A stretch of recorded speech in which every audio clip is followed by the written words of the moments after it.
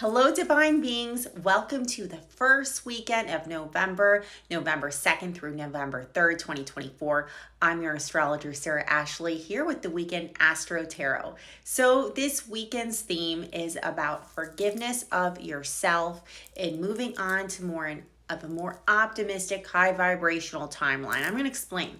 So when we had the new moon in Scorpio yesterday, we were initiated into a new plan, okay? Maybe some plans that we had in the past got curtailed, got hijacked, maybe we stumbled, whatever it was that you had to, stop for a while and learn some new lessons before this plan that your soul had for you was enacted, okay? Part of your soul's plan was enacted. But I strongly feel like a lot of us were initiated into living in our soul's purpose and getting serious about that. So in order to really get past the past, we need to forgive our past versions of ourselves, okay? If you were interacting with some low vibrational people and doing some low vibrational things because you did not have the tools in your toolbox, right? You were coming from trauma, or you had other previous experiences that, made it easier for you to make more low vibrational choices for yourself. I think a lot of us who are spiritual can really just beat ourselves up about that, especially now that we know better, now that we can't unsee what we've seen, right? It's like, ew, gross. It's like that Joe Pesci meme. I'm sure you've all seen it from, can't think of the name of the movie right now. I always like lose track of the names when I'm channeling. But, My Cousin Vinny, that's what it is, that My Cousin Vinny made me was like, what the F is this shit? You know what I'm talking about? And he's like, it's like the dumpster. He's like, he looks at like the new town that he has to go to save his cousin. It's like a dumpster. Anyways, but it's a dumpster fire in the background in the meme. There's no dumpster fire in the actual movie. But I think you guys know what I mean. It's like you can't unsee it. And now you're like, oh no, like I can't go back to that.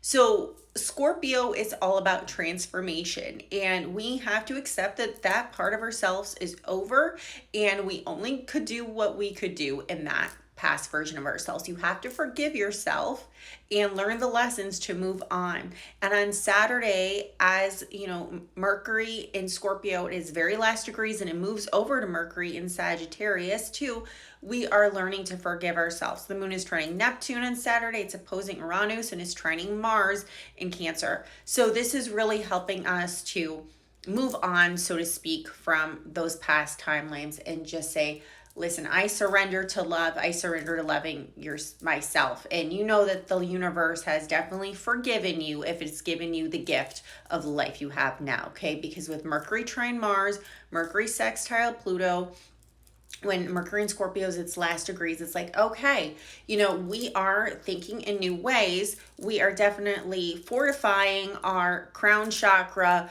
for something new. Our crown chakra is becoming more resilient and not as, depressive and not as critical of ourselves, okay? Because we are moving into more of a forgiveness mindset, and we are really pushing forward into the new timeline. Yes, Mars is still opposing Pluto exactly through this whole entire weekend. And yes, there's still a lot of volatile things going on in the background. But with Mercury moving to Sagittarius, it gives us the opportunity to move into a more of an optimistic timeline. And on Sunday, when moon moves into Sagittarius, it directly conjuncts Mercury in Sagittarius. So it helps us feel more emotionally open to just ponder what is next and how we can move forward in a lighter way. It's like lightening our load, which I really like a lot. Sunday has a lot of good aspects and it has one troubling one, and I'll go over that in a second. Besides the Mars opposition Pluto, which gives us a lot of fighting and volatility. That's why you see a lot of people out there in these streets trying to seek vengeance. There's a lot of people trying to seek vengeance right now. It's like, let God seek it. Let the higher power seek it. Stop trying to seek revenge on people. Stop waiting for people to receive their karma. Just let it go. Anyway, so Sun trine Saturn on Sunday, which is really good. I really like the Scorpio and Pisces trine for this. We are getting serious. We are getting emotionally honest. We are getting emotionally raw, even though the moon is squaring Saturn. So yes, some tears could be shed and we could feel a little volatile emotionally. Chiron trine Venus, so we're really healing. We're really healing our inner child wounds. And with that fire trine, it's like we're getting excited about how to open up and move in a new direction. Okay, so here's the messy part besides Mars opposition Pluto. And yes, we are going to have Mercury in Sagittarius retrograde, and I made a separate video about that. Watch that. Here's the messy part. Venus opposing Jupiter. Venus in Sagittarius, you know, it wants to experience love. It really wants to have that quality time. It wants to be stimulated, but that opposition to Jupiter, that could put people in a lot of shortchanging kind of situations, like they're shortchanging themselves. So depending on where this falls in your chart, you can find yourself in a situation where you're just like rushing into something just because it feels good at the moment, but you're not really considering your own wisdom.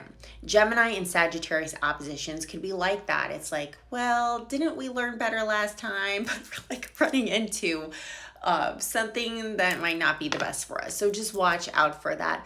I also feel like with Venus opposition Jupiter, there could be a lot of like false promises going on with this. So watch out for that as well.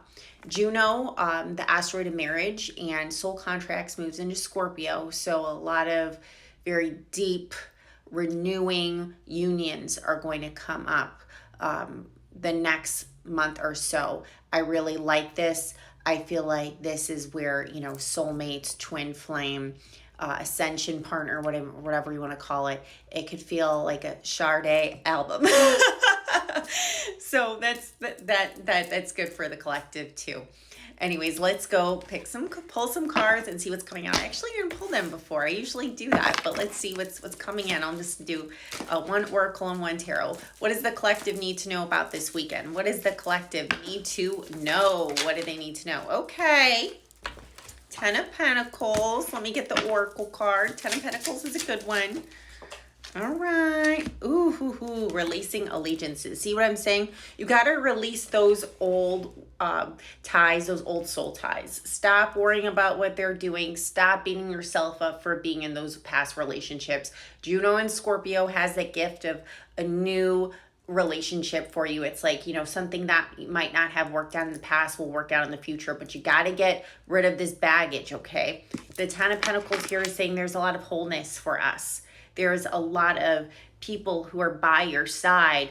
It's a lot about thinking about your legacy and doing things in an honorable way with integrity. So there is so much support for you in the universe to move on. Stop staying stuck in the past and please forgive yourself because the universe has forgiven you. That's why you're not in a shitty situation.